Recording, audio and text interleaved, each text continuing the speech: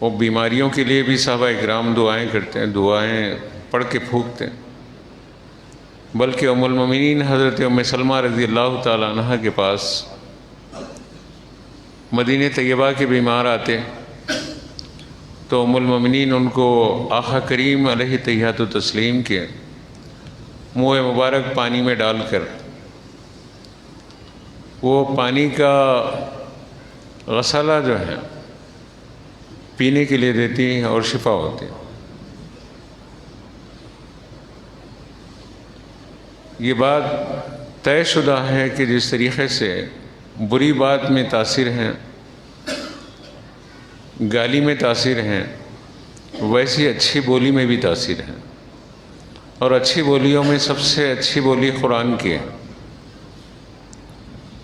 پھر احادیث کی ہے۔ تو قرآن اور احادیث سے طے شدہ دعائیں یہ نفع پہنچاتی ہیں بلا شبہ، اور یہاں تک کہ سائنٹیفک طریقے سے بھی بعض لوگوں نے ریسرچ کیا کہ سورہ رحمان تکلیف میں، درد میں، مصیبتوں میں، مشکلات میں، پریشانیوں میں راحت پہنچاتا۔ ڈپریشن کی کیفیت میں اللہ کے نبی صلی اللہ علیہ وآلہ وسلم نے ایک علاج بتایا کہ اگر کوئی مریض ڈپریشن کی کیفیت میں ہے، اس سے باہر نہیں آتا ہے، غموں کے اتھاہ سمندر میں ڈوب گیا ہے، غم ہی غم ہے اس کے پاس، تو اب وہ کرے کیا اس غم کی کیفیت میں؟ تو حضرت علی کرم اللہ وجہہ الکریم کو اللہ کے نبی صلی اللہ علیہ وسلم نے تعلیم دی کہ علی، اگر کسی کو غم کی کیفیت میں دیکھیں تو ایسے کریں کہ اس کے کان میں اذان دے دیں۔ آپ یہ علاج کرتے ہوئے کسی کو نہیں دیکھے ہوں گے۔ یہ علاج سنت سے ثابت، حدیث سے ثابت، اللہ کے رسول صلی اللہ علیہ وسلم کے حکم سے ثابت۔ اگر کوئی حد سے زیادہ پریشان ہے، ڈپریشن کے شکار ہے، یا تو خاموش ہو گیا ہے یا خوب چلا رہا ہے، چیخ رہا ہے، تو ہم کرتے کیا ہیں؟ لے جا کے خبروں کے پاس بند دیتے ہیں، لے جاؤ، لے جا کے فلاں مزار کے پاس بند دو۔ اور پھر بننے کا بھی اتنا اذیت ناک تماشا ہے کہ زنجیروں میں ڈال دیتے ہیں۔ دیکھو بعض خبروں کے پاس جو تماشے ہو رہے ہیں نا، کلاٹیاں مار رہے ہیں لوگ، انہیں کھانے کے لیے، حاجت کے لیے بے چین ہیں، اس کے پیروں میں زنجیریں پڑی ہوئی ہیں۔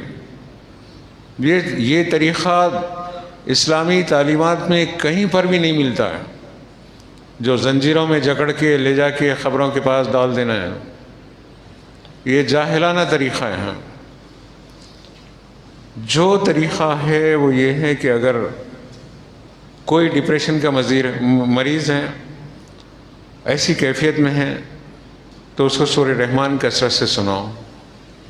سورہ رحمان کی کثرت جو ہے اس کو افاقہ دلائے گی، اطمینان دلائے گی، سکون قلب دلائے گی، اس کی روح اور اس کے قلب کو اطمینان دلائے گی، اور آہستہ آہستہ ایک ہی وقت میں ایسے پڑھتے ہی کم ہو جانا، یہ تو اللہ کا حکم ہے۔ اگر پڑھتے ہی کم ہو جائے تو وہ باذن اللہ ہو جائے، لیکن ایک ہی مرتبہ میں پڑھتے ہی کچھ کم ہو جانا یہ ممکنات میں سے نہیں۔ بتدریج، جیسے دوا کا پہلا ڈوز ہی نفع نہیں پہنچاتا ہے، بتدریج نفع پہنچاتا ہے، ایسے ہی دعائیں بھی بتدریج نفع پہنچاتی ہیں۔ نہیں ہم اتنے دن سے پڑھ رہے ہیں، اور پڑھیے، اس میں اور اضافہ کریے، جتنا اضافہ کریں گے۔ دوا کا ڈوز اگر جو ہے اثر نہیں کر رہا ہے تو دوا بدلتے ہیں یا اس کے اثر کو بڑھاتے ہیں آپ۔ ایسے ہی دعا کو بھی، دعا کے اثر کو بڑھائیے، اور دعا کے اثر میں بہترین دعا یہی ہے کہ بندہ اپنے رب سے گڑگڑا کے، قلب کی کیفیت سے تڑپ کے، اپنے مالک کو مالک حقیقی مان کر اس سے دعا کرے۔